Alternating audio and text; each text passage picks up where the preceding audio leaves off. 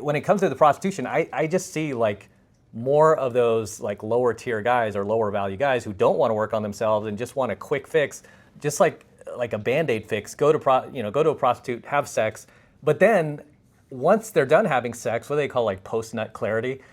After they have that post-nut clarity, it's like they're still lonely. They're still lonely, right? They still want companionship. You can't take that prostitute like on a trip with you to Vegas. But with all due respect, though, let's not negate the fact that there are plenty of high-class escorts and high-status men who basically say, hey, I'm going to the big corporate party and I want to hire a beautiful escort to come with me. Yeah. So, I mean, if these high-class escorts are commanding these huge prices, you're not going to get low-tier guys. You're going to have a lot of high-status men.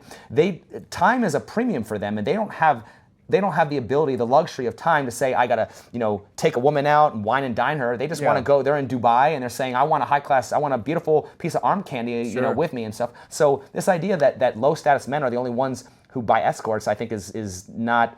It's not genuine, or it's disingenuous. I think it's not really, because what you're mentioning here is the exception, not the rule. Because most guys who go to brothels are exactly what we're talking about. Like when you think of brothels, when you go to like any brothel, we could go here in Vegas. We go to any brothel, you're not going to see like multimillionaire, high status dudes in there. Well, those are the guys who are ordering from back pages, and they're getting the high class escorts and stuff. Yeah. But I still think that.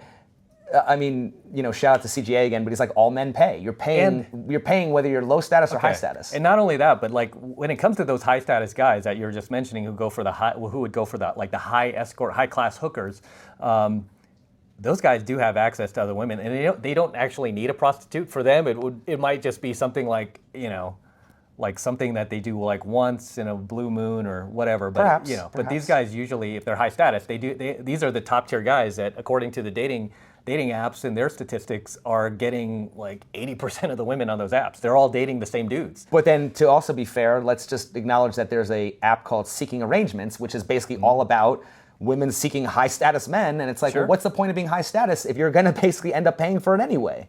You should just be able to attract those women without having to have all that. The whole seeking arrangement thing, I believe, that sounds to me like that's more of a companionship thing, which is what I was arguing. It's like guys want companionship, sugar babies, right? Love.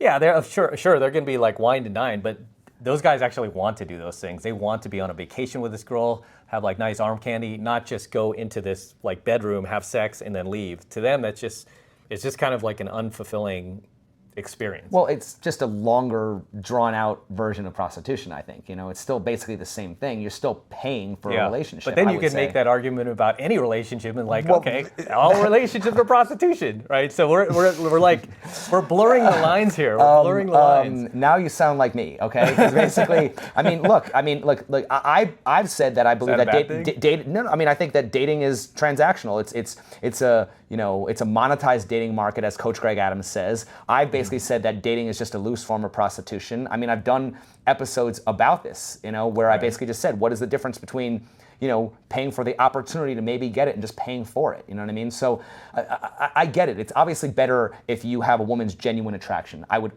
choose that every time. And that's what we aim for in the red pill. It's like genuine attraction. Of course. And as a pickup artist, that's what I want guys to get: genuine attraction. Yes, and I would agree with that too. The problem is, I don't think most women genuinely like most men, because most men have to bribe women to be together. Because whether you want to call it prostitution or you want to call it being a provider, at the end of the day, most women are not interested in broke men. Oh, sure, of course not. So at the end of the day, it's a resource thing. But that's something I feel like is evolutionary, because we're spawned from caves, basically, right? We had the hunters and gatherers, and women needed to get with the strongest tribe and the strongest men to ensure their survival. So I feel like, this is just the present day, modern day version of that. Sure, but I also to a certain degree. But I also think that throughout history, this idea that men were also in business too. Men sought women who had fortunes and money as well.